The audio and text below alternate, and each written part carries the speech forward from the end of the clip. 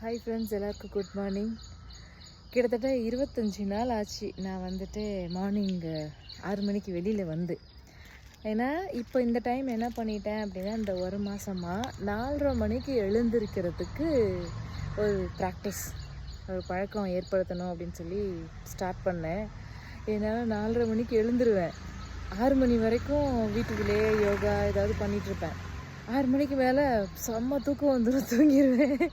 இப்படியே பண்ணி பண்ணி பண்ணி பண்ணி இப்போ வந்து 25 நாளில் ப்ராக்டிஸ் பண்ணி மறுபடியும் 6 மணிக்கு இந்த இயற்கையை வந்து நான் கண்டிப்பாக பார்க்கணும் அப்படின்னு சொல்லிட்டு நான் வந்துட்டேன்.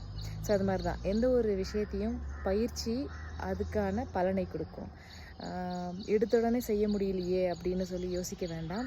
பாசிட்டிவாக ஒரு விஷயத்தை யோசித்து சிந்தித்து அந்த விஷயத்துக்கான முயற்சிகளை நம்ம செய்ய செய்ய செய்ய அது நமக்கு பயிற்சி ஆயிரும். ஒரு நாள் நம்மளால் செய்ய முடியும். பாதியில் ஸ்டாப் பண்ணாமல்